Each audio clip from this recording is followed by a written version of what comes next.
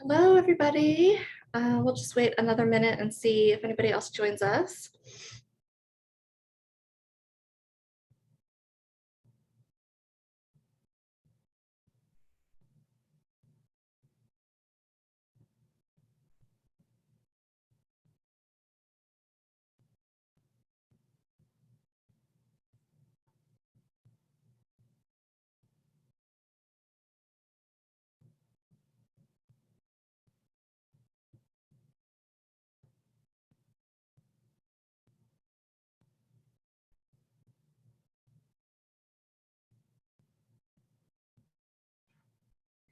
Okay, just gonna wait a few more seconds here. And I guess I will just get right into it. So hello, everybody. My name is Britta Duncan. I know I had my first session a few weeks ago, so it's been a little while, so I'll just reintroduce myself. I am currently a consultant. I work with many small independent jewelry brands and work on them from everything from production to design, to wholesale and direct to consumer sales. So very well versed in the retail market and how to, approach it and try and enter it as a small designer. Previous to that, I have worked on both the retail side. I was a buyer at a few locations, retail stores, and then I did work at a wholesale showroom in New York City for 10 years. So definitely well-versed in everything that goes into, how to become retail ready and approach the market. Things are always shifting, but there are certain core basics that everybody always has to go back to. So we'll just jump right in here. So the next two sessions that I'm going to be hosting with you will really focus on the key market preparations that are necessary to complete prior to starting on your wholesale journey. As I mentioned in my first session, the most important first step that must be undertaken before entering into the market is research. I can't stress this enough. And research is kind of really a two-pronged approach that really involves defining your customer and also establishing your brand messaging and positioning. And really, the more effort you put into determining who your customer is and building your brand messaging around them, the better set up for success that you will be. So today we're just going to focus on the first branch, which is determining who your customer is, how to conduct your market research to build your target client list, as well as gaining information by analyzing your competition. So how do you determine who your customer is? I can tell you that after working with many small independent designers, I know that every designer's dream goes a little something like this. You've perfected your designs, you've sourced amazing materials or fabrics, and you've navigated all the details to get your collection produced. And finally, everything's ready, your inventory is ready, your digital presence is established, and it's time for the sales just start rolling in, which is a kind of a dream. If you want that dream to become a reality, there are a lot of steps that you need to go through first. And one of the steps that many small brands tend to gloss over when they're starting out is something that you really should do before you get too deep into designing or producing, because it really can make or break your success. And as I'm sure you've guessed, that first step is customer research. As the customer sits at the center of your omni-channel strategy, it's essential to identify who that customer is at the outset so that you can ensure that you are offering designs that are appealing as well as appropriate for their lifestyle. Then as you move through each stage of your market preparations, you can constantly keep them in mind and make sure that what you're doing is appropriate for that audience. Knowing your customer will also help narrow down and target the appropriate retailers for your brand. So it's really, really an important step here. And something that many small designers, as I said, tend to kind of forget about or don't really pay attention to, but really you have to start doing this. So it's important to find a niche for your designs that you can start to build a story and a unique sales strategy to help your brand stand out in the competitive marketplace. I can tell you that no one is successfully selling to everyone. Nobody has everyone as a customer. So it's really essential to narrow down your target audience. I've worked with many designers who say their customer is a female ranging in age from their 20s to their 60s, who is successful and a self-purchaser. While this may all be true, targeting your customers requires you to dig a little bit deeper into this. And it's also important to keep in mind that narrowing down your target audience doesn't limit your customers. Rather, it really helps to create a loyal customer base, which you can either grow on or utilize to expand your target market once sales momentum is achieved. When starting your research, you really want to consider who your potential clients are and start to build a brand profile around them. You can have multiple profiles when starting out, and then you can kind of analyze each one and narrow down to the best fit for your brand when you're starting out. And this also comes into play further down the road when you're starting to build out your digital presence and your website and your Instagram and social media. It really helps you to know who to target there as well. It's not just for sales. As I mentioned, to define your target market, you're going to do a little more in-depth customer analysis than just a blanket range. So your answer needs to be able to bring out refined details like their tastes, what interests them, and how they perceive themselves. So step one is really to look at your product offering. Before you can analyze your customer, you need to understand your product first, right? So that means listing each of your product's features and the benefits they bring. So you can really see how your target person, your target audience and customer would benefit from your product. What are they going to gain from purchasing your product? Step two is to really study your market. So you really want to analyze your customer base by asking questions on who they are, where they live, and how they think. I'll show you some examples of some questions in just a minute. Step three is to write out your customer description. So you really want to keep track of all the information in a document for easy reference. And again, I have an example of something that I use, very casual, very easy, and I'll show you that in just a second as well. You also want to keep in mind that real life customers won't always fit into the perfect box of your ideal customer that you're thinking of. This is really, I just want to reiterate, this is really just a starting point for building your sales and marketing strategies. Things shift and evolve over time, which is fine and great, but at least you have a basis to work off of, and you can always go back and tweak it later.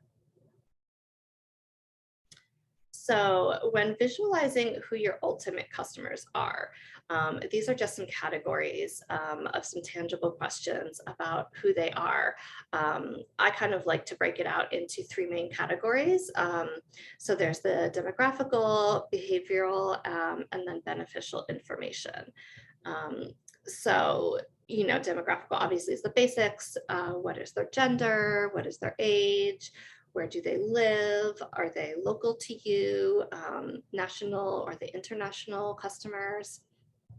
Do they live in urban areas or suburban areas? What do they do for a living? What is their income level? What price points are relevant to their markets? And then how do they, like behavioral, how do they spend their leisure time? Do they have any special interests or hobbies?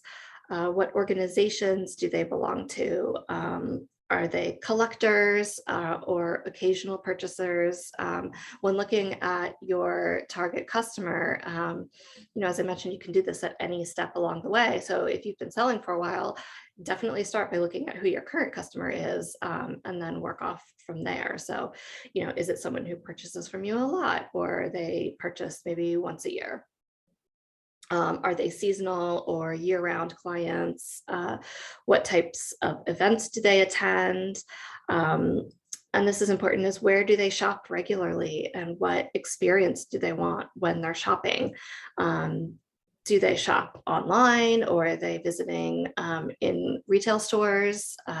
What brands are they buying? What other brands are they buying other than yours? And what styles do they purchase? And a good place to kind of look at this as well is to just start scrolling through Instagram. And I'll talk about this again in a second in terms of like where to start looking for the information. But Instagram is really such a great resource that, you can just target, influencers or bloggers, somebody that you think aligns with your brand, and see what are they shopping for, where are they living, where are they traveling, what are they doing when they're traveling. So all these places are great things to look at when you're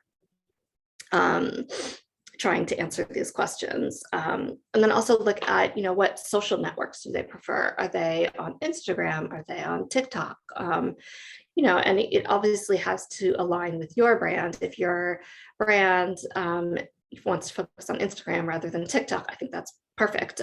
Doesn't mean you have to go there, but just keep in mind where your customers are so that you can choose the best place to meet them. And really the answers to all these questions will give you a better view of your specific customers and how best to get your product in front of them. And then you can try to see your work through your customers' eyes. What do they like about it? What draws them in? What about your aesthetic is appealing to them? So kind of try and look at it from both sides. So when you visualize who your ultimate customers are, answering those tangible questions about who they are is really helpful. The answers will give you a better view of your specific customers and how best to get your product in front of them. So once you have all that information, you can build a customer profile like the one shown here. This is just an example I pulled from online, but it doesn't have to be this, designed. It can just be an Excel spreadsheet or a Word document. And you don't have to have a specific name or location down to a city. It could be, Europe or UK if you want to focus on, or US East Coast, something like that. But I just wanted to highlight this. I liked it because you can see what are the customers' priorities? Is quality a big deal for the customer? Pricing, sustainability. I can tell you sustainability is very important for many customers right now. So that is definitely something to keep top of mind. Convenience. Does the customer want to be able to just go online and purchase your product easily, or walk into a store and purchase your product easily? So these are all things to keep in mind.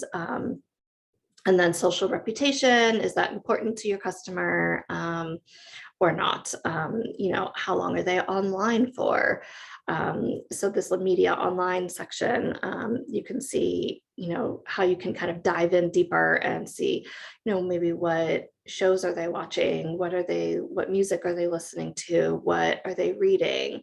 What websites do they visit? All these things can kind of give you clues on who your customer is, which again comes into play further down the line once you, start to grow and build your social media or your website. And if you want to do, targeted ad campaigns or something like that, maybe sometimes run a few sponsored posts, you can really tailor that customer detail through that. So again, this comes into play further down the road as well. While you might think, I don't know how somebody's TV preferences might come into play with my product if you're selling, for example, jewelry or home products, but it really can have an effect because it's really, you're trying to base on your customers' overall preferences and interests. And then obviously social media, where are they on social media? Instagram, Facebook, Pinterest, TikTok, and about how many hours online do they spend? per week. And then you can kind of get into a little bit about their personality. Are they creative? Are they artistic? Do they like going to museums and looking at art, that kind of thing, and take it from there. So again, it's really just kind of a targeted list. And again, you can have more than one of these, and then, start to play around with what resonates with your customer. Where is your product resonating the most, when you start to play around with it, and build out your brand messaging around it. So the next research step in targeting your customer is to build your ideal retailer list. So what we've been talking about up until now is your end consumer. You have to know who your end consumer is, regardless of if you're selling to them directly or not. Because that will help you target your ideal retailers, because you want to know where are your end customers shopping. You want to make sure you align with the right stores. So you really want to visit retailers that you envision selling your product and where your end consumer is shopping. So you really want to start looking at stores' customer demographics. You want to look at the brands and the products they carry. And you want to see, can you see your brand there? How will your designs and merchandise in and stand out to really attract the consumer? And this kind of goes hand in hand with analyzing your competitors. So when conducting your market research, it's really important to also take a look at your competitors. These can be brands you directly compete with in terms of product and price point, or it can be brands you want to align your brand with or see your product sitting next to in the store. So really analyzing your competitors allows you to differentiate and position your brand, and to create and make strategic decisions, as well as help to plan for growth. Some things to look for when you're stalking your competitors, as I say, are what are their price points? Are the prices similar to yours? This is important to take into consideration as you're trying to capture their audience to see if it would also be a good match for your brand. So you want to make sure price points are aligned or are similar. Where do they sell their products? Most brands will list their stockists on their website. So I spend a lot of time looking there to get store name ideas, especially when I'm entering a new market that I'm not familiar with. So, as I go through the lists and I see stores that I have never heard of before or I'm not familiar with, I have several tabs open on my web browser so that I have, the designer's website open with the stockist page, and then a new tab that I can look up the store's website, as well as their Instagram, to make sure it would also be a good fit for the brand that I'm working with. If I like it, then I'll look at the store's contact page on their website, and try and get more information from there or from their Instagram. Sometimes stores have an email address for wholesale inquiries listed on their website, which is a great place to start. And sometimes if you're really lucky, they do list who their buyers are. That's very rare, but sometimes they do. So it's always good to, dive deep and kind of just try and get as much information as you can as you're going through their website. Also, when analyzing your competitors, how are they reaching their clients? This is important because you want to, take notes on how each brand is communicating with their customers through their marketing and visual merchandising. Are there any tactics that you could use for your brand to tap into the same audience? And this really primarily applies to Instagram. You really want to look at how brands are presenting themselves on the platform. How are they telling their brand story? We're really going to get into this more in the next session when we dive into brand messaging. But it's important to just start thinking about what tips and tricks you can start using when speaking about your own brand. And it's also important to keep in mind that I don't mean to copy somebody and do verbatim what they're doing, but maybe take what they're doing and tweak it and do something differently that would also be appealing to that same audience base. So just good to keep these things in mind. Competitor research is, again, incredibly important for emerging brands, but it's also important to use the information strategically without losing focus. You really want to use the intel to help refine your brand, but you don't want to lose sight of your unique vision and mission. You don't want to let another brand's efforts define your efforts. It's really just trying to do your research on the market and get as much information on what other brands are doing. That doesn't mean you have to do the same thing, but it's just important to be well-versed and prepared. So saving your research, you do all this work, you need to have a place to store it. So it's good to create a spreadsheet with the variables that are important to you. I like to keep track of things like the store name, the location, their contact name and email if it's listed, and any social links. Mostly just Instagram is what I look at. So it's, as I go back when I'm ready to reach out to stores, and if I don't remember something, I can quickly click on their Instagram link and it just takes me there and I get a little refresher.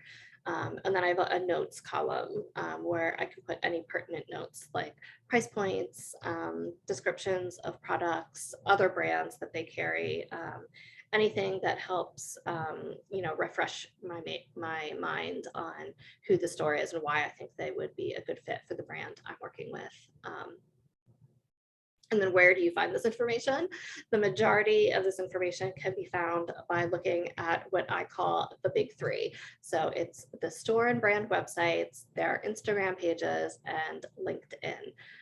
Often it's a matter of just shuffling between all three of these until I find the information I need. So, if I'm starting out analyzing a competitor brand on their website, I'm looking at their stockist list and I'm like, oh, this store, I've heard of this store. I think it could be a good fit for the brand I'm working with. Then I go to that store's website and start looking through, are they selling online? What product are they selling online? What are their price points? How are they assorting their store online? And then I also, look at their Instagram. How are they speaking to their customers on social media? Because that is a key component these days. And are they supporting their brands online as well through that? And then I look at their contact information and see if they list any wholesale inquiries email. Sometimes they give a name, as I said, sometimes they don't, oftentimes they don't. So then what I do is I go to LinkedIn and type in the store name and boom. Most of the time, all of your, and most of the employees are on LinkedIn, so you can find somebody to reach out to. And I save all that information, and I try to save buyers' information, but also any associate or assistant buyers, because sometimes, buyers are often inundated with information, but you can kind of get in the door through their assistants. So that is key information to look for as well. Don't gloss over.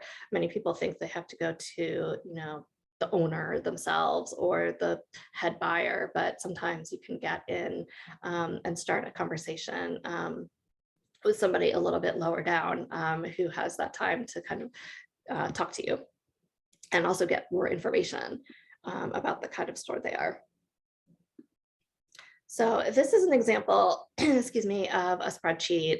Again, super casual. This is just Excel. I did take out some information for privacy here, but you can see here I have the store listed, where they're located, the city and the state, so that I can easily sort through it if I need to, focus on, say, California or New York. I can easily see what stores I've targeted. For me, I like to see also what products they carry. Obviously I work with jewelry designers, so the focus is jewelry, but many of the brands I work with tend to sell really well in boutiques that also sell a mix of accessories, clothing, and home products. So if the store offers those things, I like to keep track of that and see, okay, this store is jewelry only, or this store is jewelry and clothing. It's a really great boutique. that kind of thing. So I just have a little X to note that they do carry clothing lines or home lines as well. And then I would list out the contact and emails here as I come across them. And then my notes section. So this has anything that is pertinent to the store. So, you know, sometimes I've met the store at a trade show and they were interested, but never followed up. So I note that, you know, first met at Couture and liked color, but never committed to the line. And then I note other lines that they carry so that I have an easy reference point on what that store is. So for me, mostly I list other designers that they carry that I consider to be competitors, or I want the jewelry brand I'm working with to align with. Or if I've met them before, spoken to them before, I would add notes here, you know, emailed them last season, never heard back, or emailed last season, and I said, keep in touch. So I know that when I'm going back every season to do my store outreach, I can, you know, touch base with them again. And I have to say, this is kind of an invaluable spreadsheet of information that you can keep going back to. And it's also important to keep updating.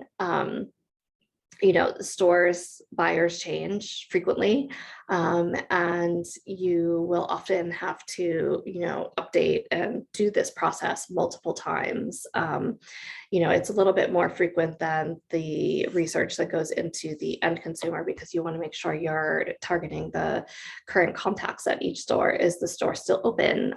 You know, there are a lot of changes that came out of this past year. So every season, at the beginning of the season, I like to go through my list. I review it. I see, I mean, here you can see I highlighted in yellow stores that I really wanted to target that season, and, you know, start there. And, you know, I even have separate tabs for A, B, C stores, meaning A is my top target stores, the stores I want to reach out to and try to capture this season.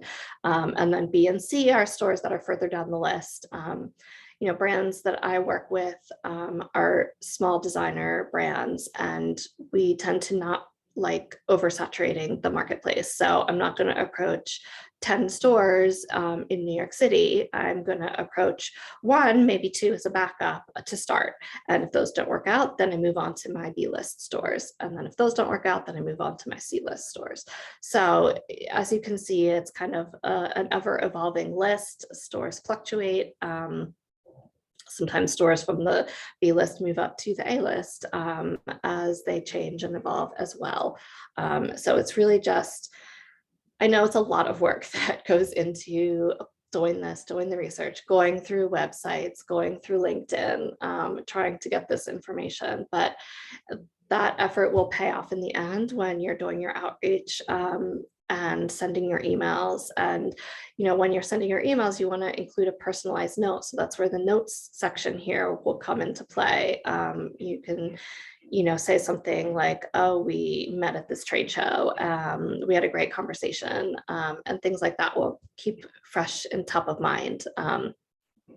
So I'm going to get into further sessions about, you know, how do you start reaching out to these buyers and what do you say? So that we definitely will cover as well, because I know that that can be intimidating when you're first starting to enter a market, and you want to have something a little bit personalized. You don't want to overreach. So it's definitely a fine art to doing that. So as I said, it's important to continue to optimize and refresh the definition of your target audience often. A well-defined target audience really is a bit flexible, and sometimes you'll really be surprised by the customers that find you, which is great news. You know, whether it's your end consumer customer or a retailer. I've definitely had retailers approach me for the brands I'm working with that I never would have thought of, but have turned out to be great stores.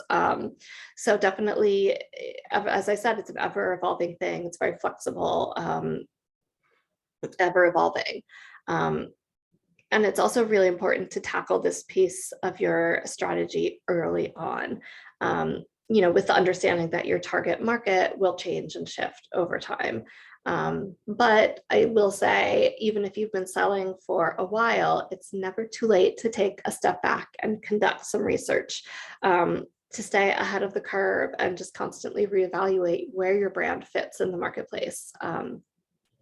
So whether you're a new designer just entering the market or you've been selling for a number of years, it's always important to ask, do you know your customers? Once you've defined your target audience, this will really drive how you create your, omni-channel strategy, your brand messaging and content, building out your content on your social channels, your website. And this we're really going to get into in the next session. So just to reiterate, we have 2 more sessions left. So the next one will really dive into sales strategies. How do you position your brand, and what are you messaging? How are you preparing for sales? It's really about creating your unique selling proposition, and planning for market. So creating lookbooks and line sheets, making sure that your Instagram is clearly telling this brand messaging. We're really going to dive into that, and how to build that around your target audience. And then the final one will be presenting your brand. So now that everything is aligned, you have your target audience, you've done your pricing, all your research, you have your brand messaging, your socials ready to go, you're ready to sell. So where and how to communicate with buyers and your customers, and really, telling that brand messaging, and how to dive into that.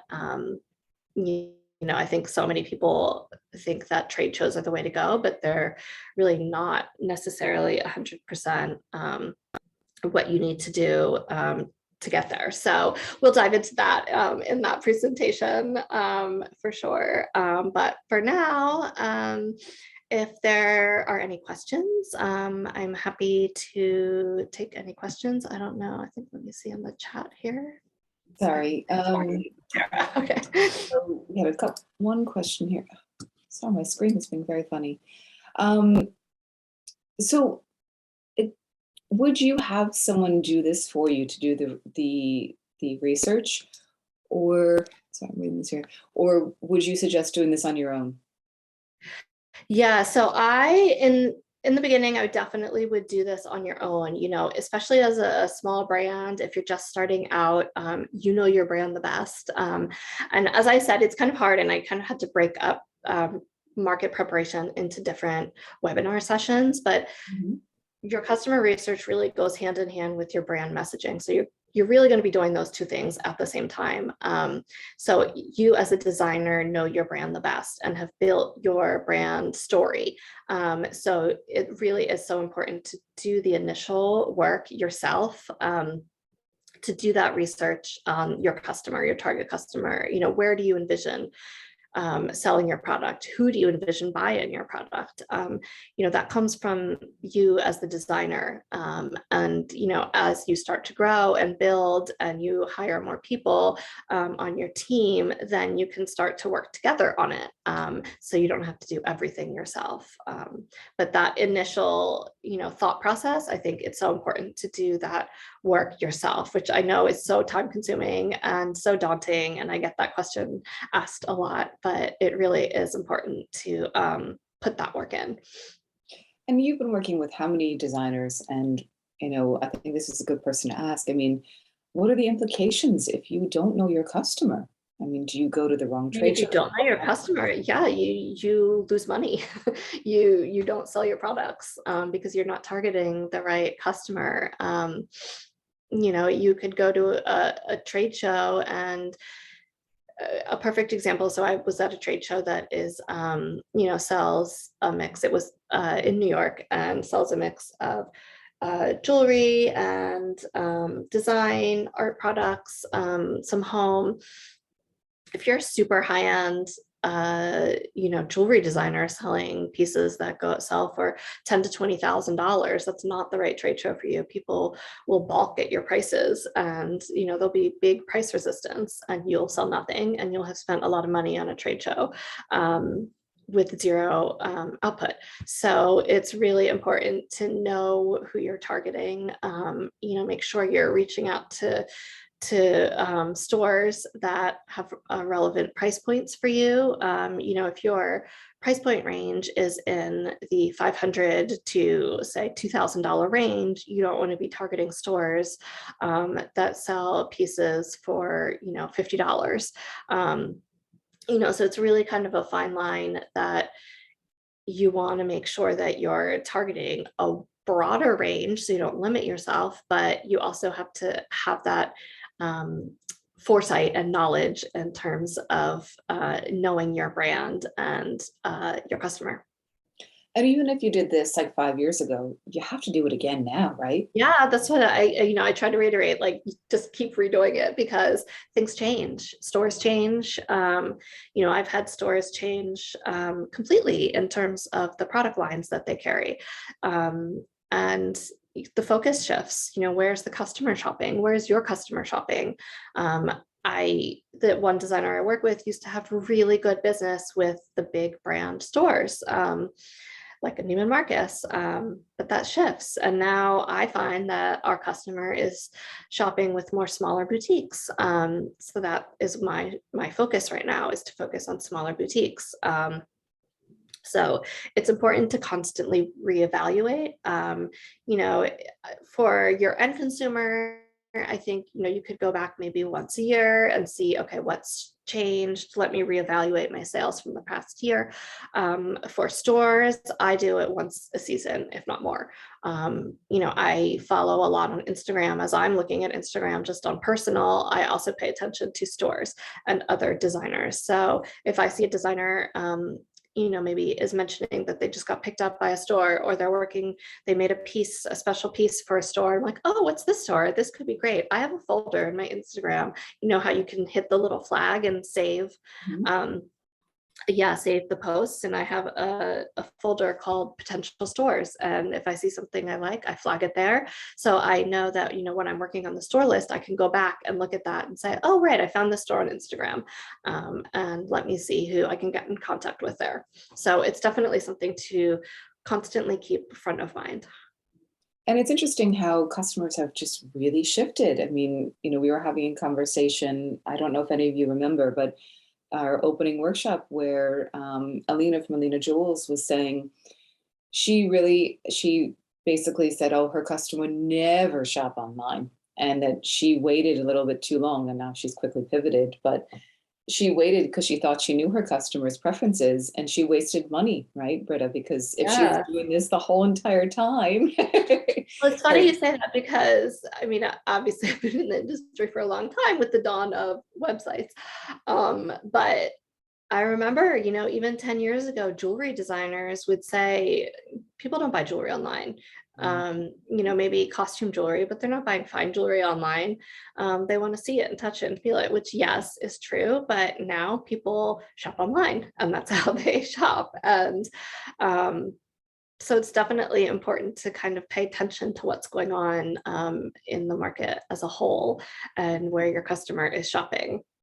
oh, And I also like to follow industry publications, like Business of Fashion, or Women's Wear Daily, or if there's something in your local marketplace, even just news publications, because they often talk about what's happening in the state of the economy and retail, and stores. And just keep all these things in top of mind and see what's shifting, how are people shopping, because there's often many great articles that will clue you in to maybe thinking about doing business a different way than you have been. and okay, sorry, I'm just double checking. No, it's just someone saying great webinar. Sorry.